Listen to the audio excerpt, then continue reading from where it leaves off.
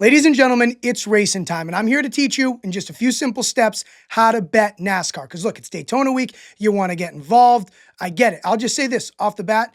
If I could only bet one sport for the rest of my life, it would be NASCAR. Okay. And the reason is because the long shots. I've seen, it's like golf. I've seen guys who are 3-1 win races, guys who are 30-1, guys who are 300-1. All right. I mean, look at this finish last year from Atlanta. The 12 car Blaney, he was 12-1. The 8 car Busch, he was 17-1. Suarez, the guy in the blue car, the eventual winner, was 45-1. Okay.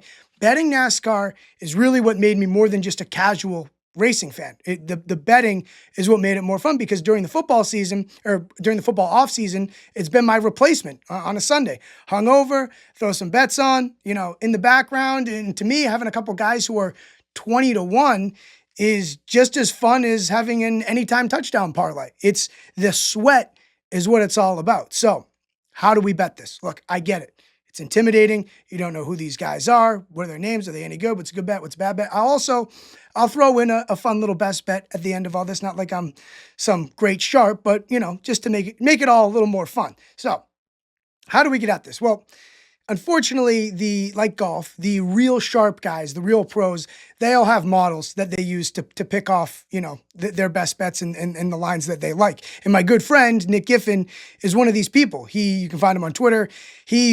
I've won a lot of money just tailing Nick. So there's people like that. But if you want to go your own way, figure it out yourself. I kind of think that's more fun anyways. I'll tell you how to do that. The number one thing that matters of all this is track history. Is this guy usually good at this track or tracks that are similar to this? Again, much like golf.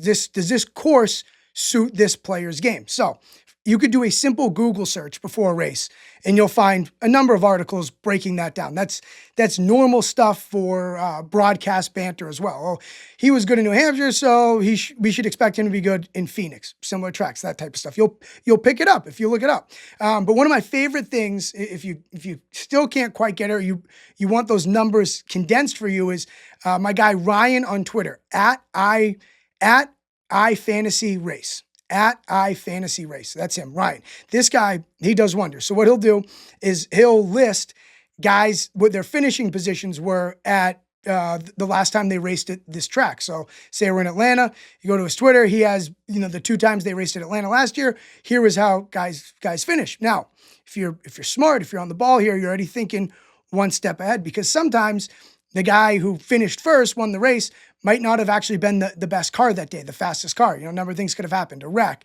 a pit cycle, could have gone his way. So he also will list, and he tweets this out, and you can find it on his website.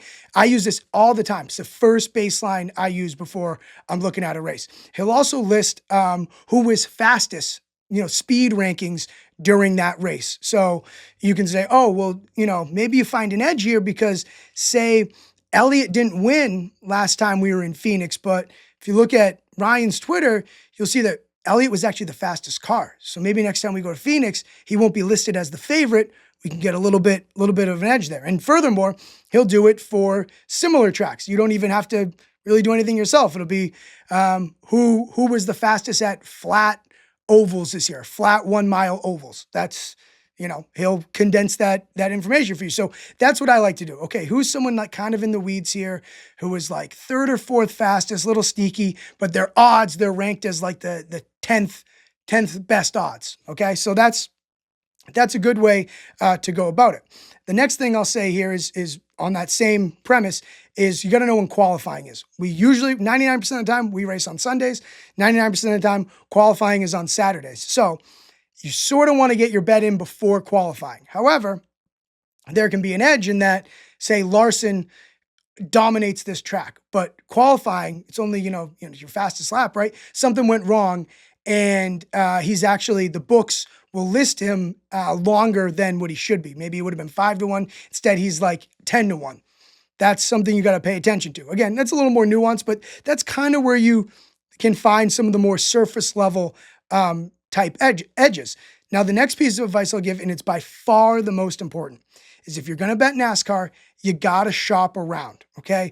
Apps like Pick'It really make this easy. It's insane. You'll see guys at one book be listed at 10-1, another one, they're listed at 20-1. It is It is that crazy. It happens all the time, believe it or not. Lastly, I'll say this. It doesn't just have to, you don't have to just bet to win the race. I like to have a couple guys to win the race because I think it's the most fun. But there's top 10s, top 5s, top 3s, DFS offerings, underdog, higher or lower finishing position, which I think is fun. Last year on a $15 entry, I won a DFS. I won $3,500 on a DFS play. And I just threw it in right before the race because I was like, this guy's, a little underrated. He's usually pretty fast here. And again, the surface level is fantasy iRacing on Twitter. So, and if you really, really want to get into the weeds a little bit, so like this year I'm going to commit to it. I really want to get into this because I'm jealous that Tim sits on the beach every Sunday listening to NASCAR on the radio and sweating bets with his friends. Well, I would say follow Bob Pockris on Twitter. He's like our Adam Schefter. And listen to maybe Denny Hamlin's podcast, which is Actions Detrimental, comes out on Tuesdays, and The Teardown, which is a podcast with two journalists, Jordan Bianchi and Jeff Gluck. Listening, it's easy to throw it into your summer routine. Listening to these guys will improve your knowledge immensely. So, finally, my favorite kind of fun bet for Daytona is I like Eric Jones 55-1. And Eric Jones is a guy, the thing about Daytona, okay, taking a 55-1, Daytona, Talladega, and Atlanta, these are tracks where like really anything can happen. We're expecting a big wreck. It's going to be like a war of attrition. Who can be the last guy standing? And Jones is a guy who's been good on super speedways. He navigates all the, traffic and pack racing that this type of racing you get at Daytona and Talladega. In Atlanta, we call those super speedways. Atlanta's not quite a super speedway, but it races like one. Again, you'll figure it out. But a guy like that, Eric Jones, 55-1. Daytona is the most fun. Daytona, Talladega, and Atlanta, the most fun for long shot bets. So that's to get into it on for your first time. That is a fun way to do it. And again, all the people I mentioned to follow online.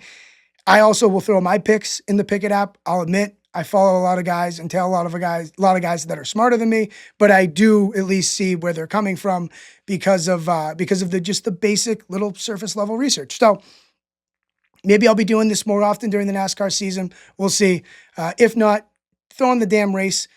When you bet NASCAR, you're buying the ticket to take the ride.